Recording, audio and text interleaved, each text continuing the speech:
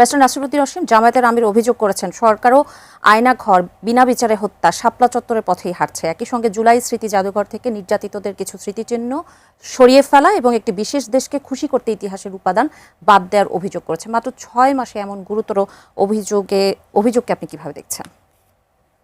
এটা তো অনেকটা হচ্ছে যে আপনার বিরোধিতার খাতিরে বোধহয় বিরোধিতা করা বোধহয়, তাই না? বিরোধী দল বলতে যেটা আমরা আক্ষরিক অর্থে যেটা বুঝি যে গভর্নমেন্টের যে ফরমেশনটা যেভাবে হয়েছে বা নির্বাচন হয়েছে, রাজনৈতিক দলগুলো সব ফেসিস্ট বাদের সবাই আপনার ফেসিস্টের রাজনৈতিক দলগুলো বাদের সবাই অংশগ্রহণ করেছেন।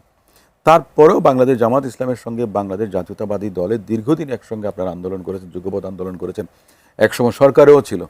তো সেক্ষেত্রে তাদেরকে ওই খোলসটা থেকে বেরিয়ে আসার জন্য তাদের তো সেই বক্তব্য দিতেই হবে জনগণের কাছে যে একটা কার্যকর বিরোধী দল, যেটাকে আমরা বলি কোনো কিছু হয়তো বা আপনি পেলেন না বিরোধিতা করার, মানে এই গত 6 মাসে কি গাত্রদাহ এমন যে সরকার ভালো চালাচ্ছে সেজন্য আপনার বিরোধিতাটা করতে হবে, এই কারণে আপনি এ ধরনের প্রসঙ্গের অবতারণা করেছেন। কিছু কিছু বিষয়ের উনি অবতারণা করেছেন, যদি সেটা সত্যি হয় তাহলে সেটা হবে দুঃখজনক এবং দুর্ভাগ্যজনক।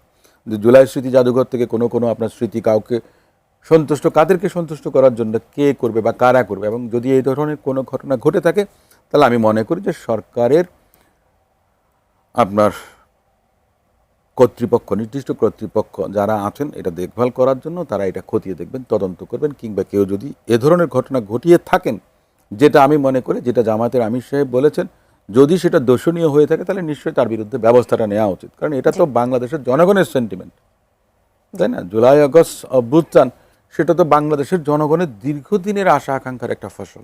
তো সেই ফসল আপনার কেউ আপনার নষ্ট করবেন কিংবা আপনার আন্ডারমাইন করবেন স্পিরিটের সঙ্গে, জুলাই শহীদদের স্পিরিটের সঙ্গে, আহত আছেন হাজার হাজার, তাদের যে ত্যাগ তার সঙ্গে কেউ বেইমানি করবেন, এটা আমি মনে করি না এই গণতান্ত্রিক রাষ্ট্রে এই মুহূর্তে বরদাস্ত করা উচিত না সরকারের। জি।